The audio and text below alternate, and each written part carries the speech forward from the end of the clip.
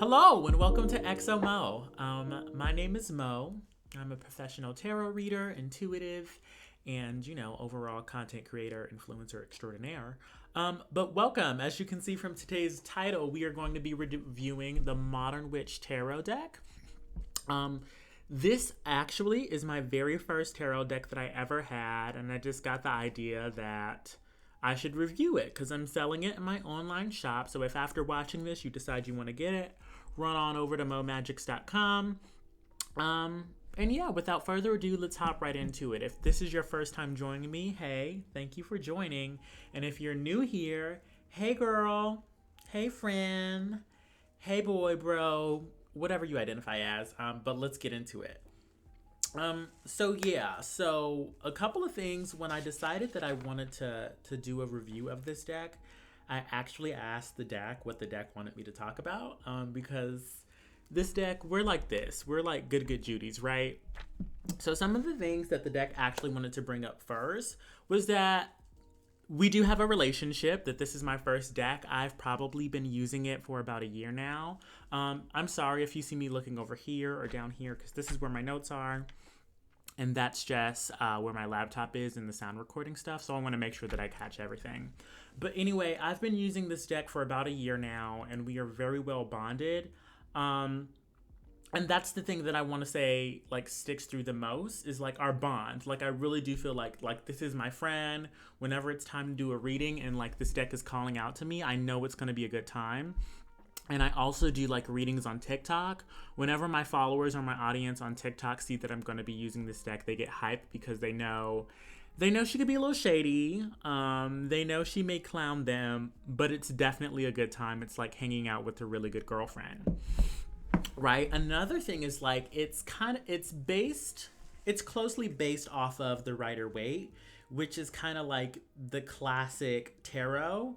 If you're new to tarot, like, do some research on what the Rider-Waite is.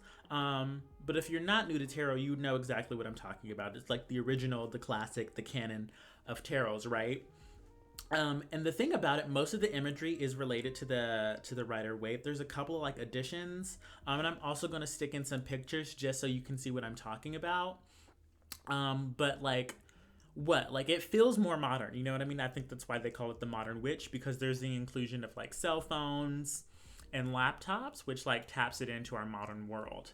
However, when we talk about the Rider-Waite, there is not that many women. I think with just the exception of the queen suits, there may be a couple more than that, but I really do feel like for the most part that the characterizations are, like, masculine presenting. And then I would say that this deck is the counterpart to that, because most of the imagery, the people are femme presenting. Right? Like, with the exception of the knights and the kings. But honestly, the knights and the kings, they just look like studs, no shade. But yeah, so, like, if you're a femme presenting person and you don't resonate with the Rider-Waite and you're looking for something to resonate with and you want to start off with a new deck, if you're new to tarot, I would definitely recommend this deck. It resonated with me because there's also, like, racial diversity in the deck. Let me just, like, pull out, like, 3 cards. Here's one, right? Here's one. Here's another one. You see, this one is bent up, but we'll talk about that later. And here's another one, right? I have a history of working in equity, diversity, and inclusion, so the fact that it felt racially diverse was something that jumped out to me. But I'm getting ahead of myself. The last thing that I just need to say is that, like, I already said that the deck, she can be a little mean. She could be a little mean. She could be a little ruthless, but I feel like tarot's like that overall. But additionally, I do think that this is a really good deck to learn the tarot with. You know what I mean? This is my very first deck, and this really gave me a solid foundation because it is based off of the Rider-Waite. It's very colorful, and it's not too far off from, the tarot classic.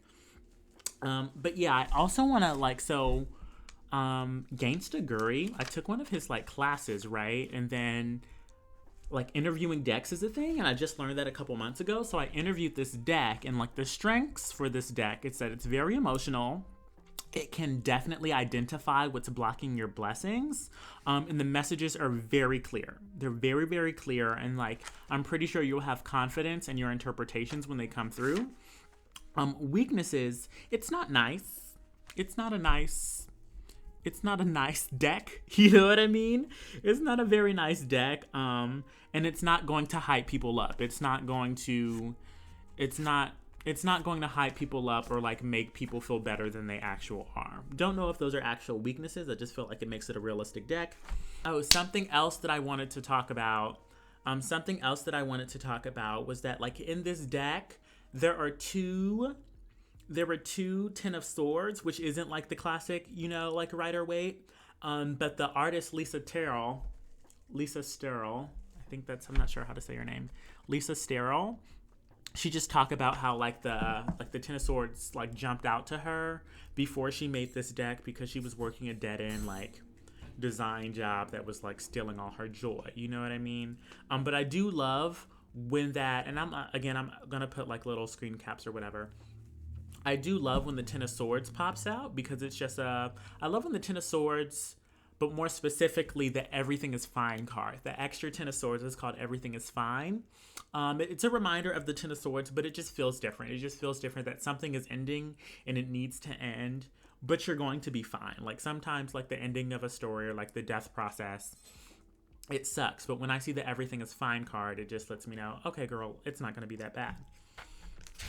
Moving right along to the imagery. Again, like I was saying, it's like I had a history in equity, diversity, and inclusion.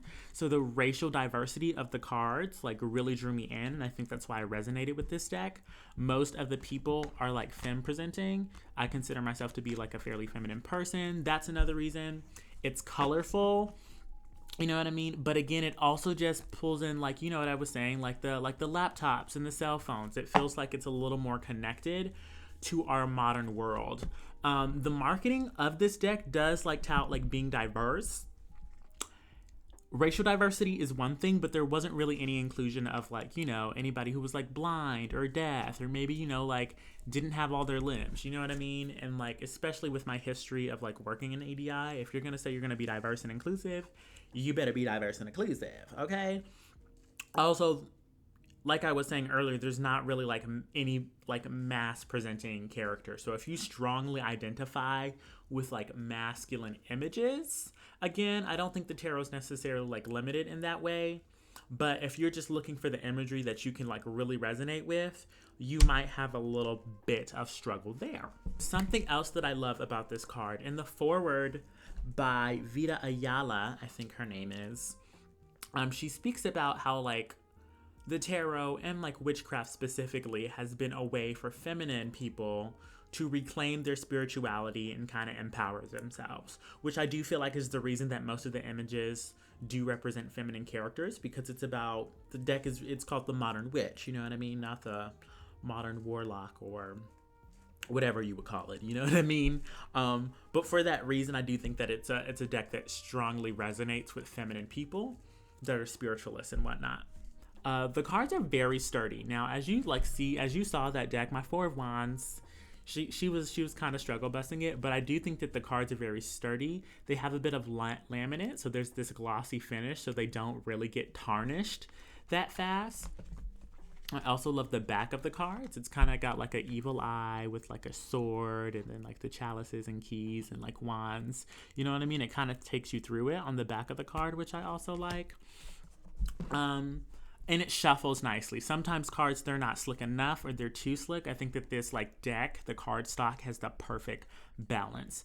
I will say, because this is my first tarot deck, I would say when I first started off, I was kind of like shuffling it like playing casino cards, like kind of how you like bend them, you know what I mean? I don't really do that anymore. Now I just kind of let them fall. But again, considering that that's what I was doing for the majority of my, history with this deck, I do think that the deck has held up pretty well. In conclusion, like, this is my favorite deck. I've been studying and like working with the tarot. I'm now a professional tarot reader, so if you want to book a reading with me, book me. But I have 4 tarot decks now, and this one is definitely my favorite Because again, like I was saying, like whenever it's time to do a tarot reading or when this like deck calls out to me, I just know that it's going to be a good time. Getting into a couple other things, the box and the casing. I love the box. I love a sturdy box. It slides out like this. It's sturdy, and then you can see that there's this print inside, which I really like, with the chalices, the moon, again, the keys, the wands, and the swords and stuff. It's throughout the box. It's a really nice case. It protects the cards really well, especially if you're somebody who likes to travel with your cards. This is super easy travel material. And then, yeah, here's the design on the box as well. I'll just show you it. And again, I'm also going to put in some other, let me flip it like this. Maybe I'll flip the camera so y'all can actually read it. I'll put in some other cards just so you know everything. As for the booklet, I love a hardcover booklet. You know what I mean? It has the infamous Ten of Swords, the Everything is Fine card on it. The deck comes with a couple of like examples of spreads that you can use. It also comes with tips. You know, it comes on tips on how to read the tarot. If you're new to tarot, again, it's a really good deck for beginners. I will say that. It's a great deck for beginners if you're really new to the tarot. As far as like the descriptions, it does come with like descriptions of all the cards, the major, the minor arcana, and the suit cards as well. My only thing about that is that they don't like have reversal interpretations. I took a tarot reading class, so I learned them. So I do like when a booklet has the reversal interpretations in it. This book does not have any of those, so that's a little bit of a downside if you do work with reversals. I don't think everybody works with reversals, but I do, so I appreciate them when I see them. But honestly, just about that. That's the booklet. And then last but not least, it comes with this really nice card. I'll read it to you now. You are a badass being, full of life, love, and possibilities. Through this deck, may you find a path to your best self. And that's the card that comes with it. But yeah, that's about it. That's about it. Let me know if you have like any additional questions down in the comment section about this deck, or if there was anything that I didn't touch base on. I'm pretty active in my comment section, so if you have any further questions, let me know. And if you actually want to buy this, again, run on over to momagics.com, because I am selling the deck in my online shop for about $20, which isn't a bad price for a tarot deck if you ask me. But yeah, that's all. Thanks again for watching. If you found value out of this video, consider liking, commenting, and subscribing so you can get more information when I do pick-a-card readings or when I do any other, like tarot deck reviews. But last but not least, girl, if you have some extra time, you could go on ahead and watch another video. What's 10 or 15 minutes? What's 10 or 15, 20 minutes? Come on. You know you have it. But again, thanks, and until next time, this is XOMO. Bye.